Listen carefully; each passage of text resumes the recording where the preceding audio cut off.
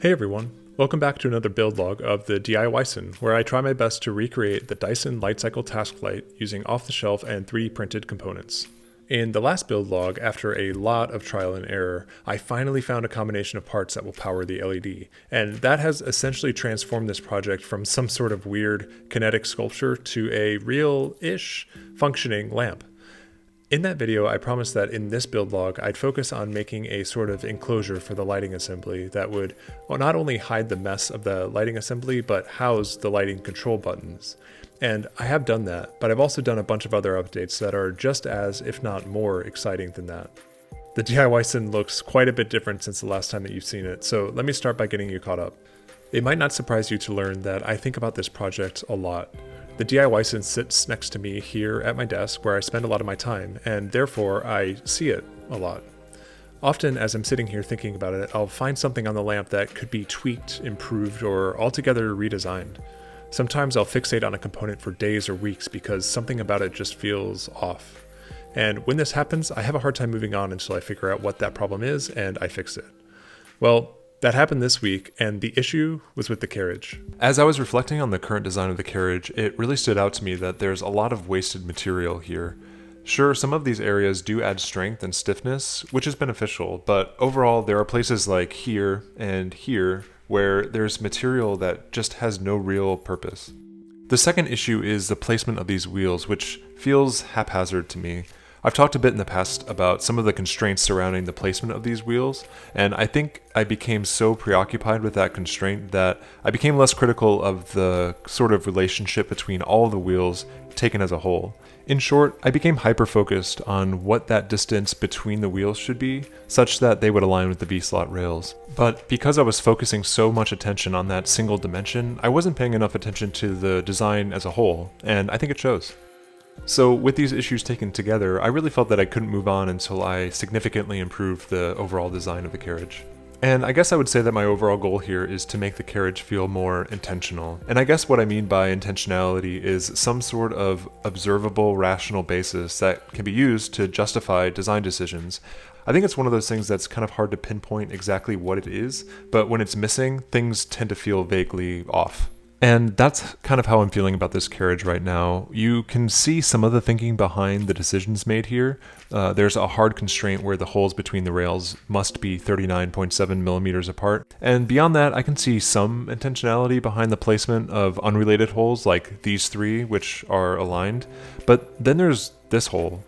Why is it floating off in the corner? It feels like it's playing by its own rules over here, rather than sort of existing in concert with the others. These are the kinds of things that, to me, make the design of the carriage feel unintentional. So for about the 20th time, I designed a new carriage, this time reducing the feeling of haphazardness and replacing it with a more formal set of spacing rules, compactness, and material efficiency. And here's the result. The whole concept centers around this simple layout where 4 primary holes are arranged in a square pattern, with 2 additional ones extending to the right and the bottom. Why I think this is an improvement is because every mounting hole is now in alignment with at least 2 other holes, and then you have this consistent perimeter running around all of them in a more consistent manner than before. I also really like that while it's overall more orderly and rational, I don't find it bland. It still has that playful lack of symmetry that I really liked in the previous version. I actually don't think it looks all that nice without the wheels on, but once you mount them, it really starts to come together. And once you add this to the vertical rail, I think another huge bonus of this becomes apparent, which is that with that extra material stripped away and the overall footprint significantly reduced, it really emphasizes the slimness and minimalism of the overall construction in a way that I think was definitely not being achieved before. I really like this new design, and I don't know why it took me so long to make this improvement, and looking at it, I can't stop thinking about how cool it would look if it was milled out of aluminum. Oh, and I also increased the thickness from 6mm to 8mm, which helps to compensate from some of that lost material, especially on these extensions here. I kind of wonder if this will be a polarizing change. Either way, I'm really happy with it, and I think it was a much needed improvement. Okay, enough about the carriage, but All this slimming down and minimization of material got me thinking about other places where I could slim down the design, and the most obvious candidate for this is this beefy 40 by 20 millimeter rail that I've been using on the vertical axis that I talked about in depth in past videos. I chose this rail with the goal of achieving smooth movement on the y-axis, because with this dual width rail I can mount both the carriage and the counterweight on V-slot wheels, which results in perfectly smooth and really satisfying motion. But after spending some time with it, I just think that the overall effect of this wide rail is antithetical to the minimalist nature of the original Dyson design. I need to slim it down, and I have a couple ideas for how to do that. Back in the video where I worked on the vertical axis, a viewer named Joey suggested that I try adding what OpenBuilds calls the open rail to the smaller 20 by 20 V-slot rail that I was using for the vertical axis. That way, I would effectively be adding an additional track to the rail while increasing the width by just a couple of millimeters, which is exactly what I wanted to do when I switched to the 40 by 20 rail. Joey, I really hope I'm interpreting your suggestion correctly, but I thought this was such a great idea that I had to try it out. So I bought a couple of these open rails and mounted them to the V-slot rail. I also needed to go back and modify the counterweight design to accommodate for the spacing of the new V-slot wheels. To keep the carriage and the counterweight from colliding as they glide past each other, I added some spacers between the two rails, and the result looks like this. It's really just the 2020 rail with this kind of floating track hanging off of it. Fully assembled, everything seems fine, but there is a little problem. As you know, the carriage and the counterweight are connected by this belt. In my first video on the motion system, I talked pretty in depth about how important it is that this little belt fits within the channel of the V-slot rail, which runs up the side of the rail, providing a nice clear path for the belt to reach the pulley and then come back down the other side. Unfortunately, with the addition of the open rail, we've just blocked that path on the counterweight side, which means that the belt is going to rub up against it. So I modified the pulley assembly to add an additional pulley and extended them out over the edges of the rail, hoping to provide clearance between the belt and the rail. But the belt still wants to rub not only against the rail, but also the screws holding it in place. Ultimately, I do think this is a surmountable problem, but I just don't think it's worth the effort. Not only would I need to solve the belt clearance issues, but I'm honestly just not too thrilled with the overall look and feel. The black of the open rail combined with this odd gap between the two adds a level of visual noise that I personally just find a little distracting. Joey, thank you so much for the great idea. We were really close to making it work, but I don't think this one's going to work out. I have good news though. I think I found an even better solution. Remember my first attempt at mounting the counterweight? I used these integrated tabs that were noisy and finicky, and I quickly ditched them for the V-slot wheels. And looking back, I'm thinking that I may have moved on a little bit too soon. So I spent some time thinking about ways that I could reduce the friction of these tabs. I went through a couple of prototypes and found that if I just allow the tabs to flex even a little bit, they'll absorb most surface inconsistencies that before would have caused them to bind or catch on the rail. My first plan was to use these flange bearings on the end of a pair of flexing arms. As a proof of concept, this flexure idea was really successful, but the metal bearings made this unpleasant sound as they slid along the aluminum rail.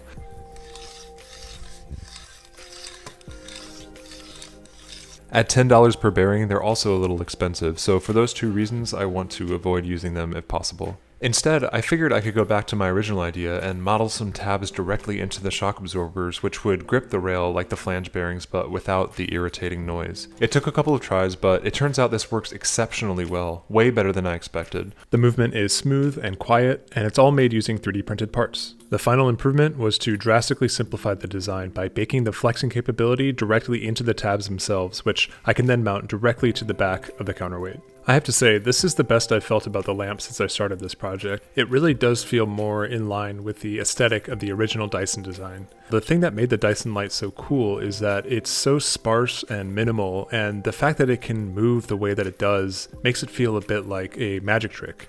And I think the minimization of materials that we just underwent has been the perfect way to capture this quality.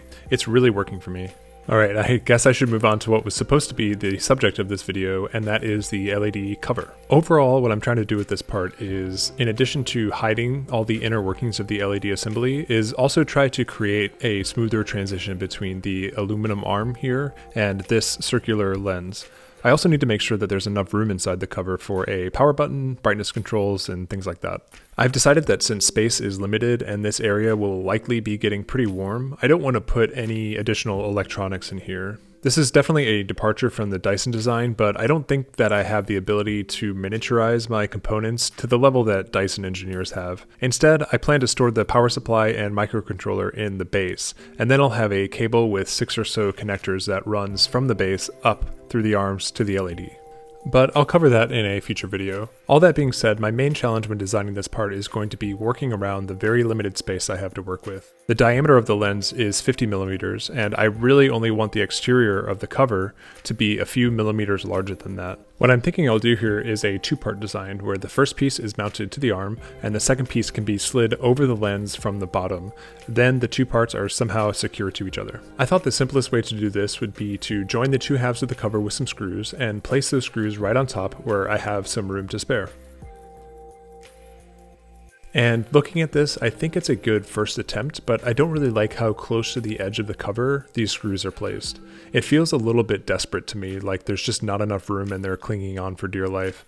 I also need to work on the overall proportions of the cover, and seeing this mounted on the end of the arm, it especially stands out to me that the circular part of the cover feels a little bit bulbous and abrupt, so I want to work on that. I was able to address these issues in my second iteration, which now has tiny threaded inserts on the bottom for discrete mounting of the bottom half of the cover using these M1 screws, which are also tiny.